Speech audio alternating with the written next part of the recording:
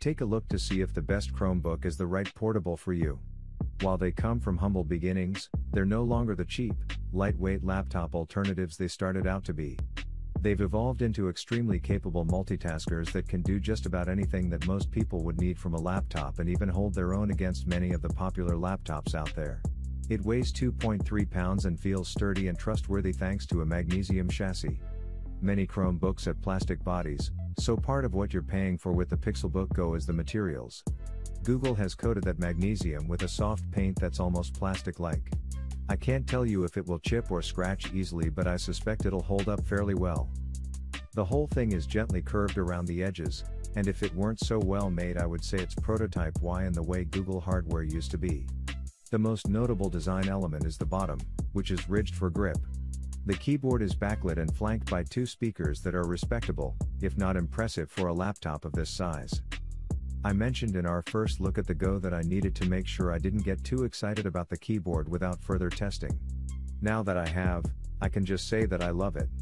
It is my favorite thing to type on by a long shot. Google took the already excellent Pixelbook keyboard and iterated on it a bit, making the keys slightly quieter. I've tried keyboards that aim for silence in the past and they usually end up feeling mushy, but that's not the case here at all. The keys have good travel and a good amount of springy resistance. If you like clacky mechanical keyboards, this isn't for you. Asus has a strong history of making good Chromebooks, but the C434 is something special. It's nearly unique among this class of laptops in offering a big 14-inch screen and a laptop body that's much closer in size to a 13-inch model. It pulls off that trick by minimizing the bezels around the screen, which is the same thing the best Windows laptops have been doing lately. Asus nailed the basics, too. The keyboard is great to type on, though it does have the annoying problem of being hard to see in dim lighting because the backlight is the same color as the keycaps.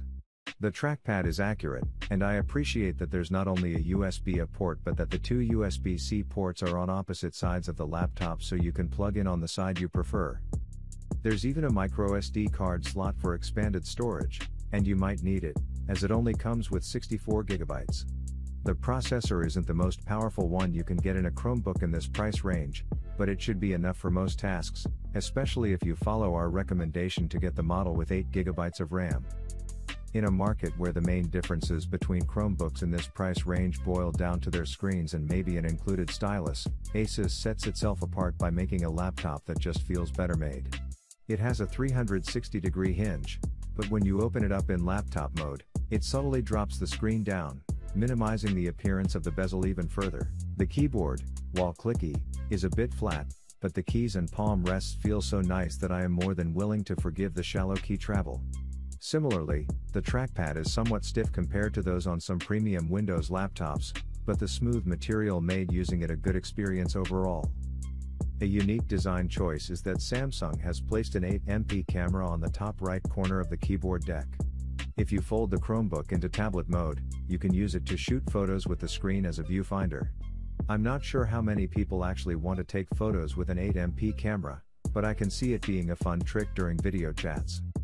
The second home run, and a big reason for the $999 price tag, is the display. This is the first Chromebook to sport a 4K OLED screen.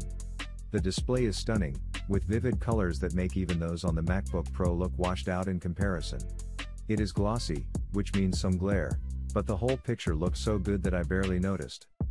The Chromebook also uses Google's ambient colors feature to adjust the display's color temperature to suit the environment around you. It made the screen easier on my eyes, especially at night. But my favorite feature of this Chromebook is the included stylus. It looks similar to the S Pen that comes with Galaxy Notes, and it's quite satisfying to pop in and out of its silo on the side. More to the point, it glides very smoothly across the screen. I found myself using it instead of the touchpad in all kinds of situations, from BuzzFeed quizzes to scrolling through Slack to moving sentences around in docs. It was just more fun. Cover up the Chrome logo, and you could easily fool observers into thinking this was a Windows Ultrabook. Like its predecessor, the C436 makes use of small bezels to pack a 14-inch screen into a chassis the size of many 13-inch models. The magnesium alloy body feels quite sturdy, and the 360 hinge is stable. And it's all fairly portable, at 2.4 pounds and 13.7 millimeters thick. That's not as thin as Samsung's premium Galaxy Chromebook, but it is slimmer than most of its peers. It's available now in silver, and white is coming later this month. Open this up, and you'll arrive at my favorite part of this Chromebook, the keyboard. It's clicky, snappy, and comfortable. Even though I didn't surpass my usual typing speeds, I felt like my fingers were flying. I always find Asus keyboard font a bit quaint, but it's clearly legible with or without the backlight on. There's also a fingerprint reader for logging into Chrome OS in the top right, which was quick, accurate, and something you won't find on Google's Pixelbook Go. The strongest argument in favor of the C436 is its build. It's impressively compact for a 14-inch convertible, and the keyboard is a standout. It looks like it could be a ZenBook, Asus line of premium Windows laptops. Show it to anyone who still thinks Chromebooks are cheap gags for students, and they'll probably be convinced otherwise. And there's no reason to be turned off by the Core i3 sticker. This thing is elegant and speedy, and the fan, while audible, effectively keeps it from frying, unlike Samsung's fanless Galaxy Chromebook. Closed, it's just under half an inch thick and weighs just over 2.5 pounds. It's all aluminum and Gorilla Glass, and it's as sturdy as anything I've used. The keyboard has plenty of travel. It feels way better than the keyboard on most laptops this thin, especially compared to the MacBook or a Surface Pro. And, in a sad rarity for Chromebooks, it's properly backlit. There are subtle and not so subtle design elements that artfully combine form and function. The most prominent design element is the glass shade on the back, which is there to allow more wireless signal through and also provide visual symmetry. 3 of the 4 sides of this laptop have a symmetrical, white panel on them. The white panel on the keyboard deck is the most interesting. The palm rests here are made of silicone. Google insists that it won't yellow over time or get too dirty. Google engineers have been taping the material on old laptops to test it for a year now. It gives a nicer feel when you're typing compared to cold aluminum.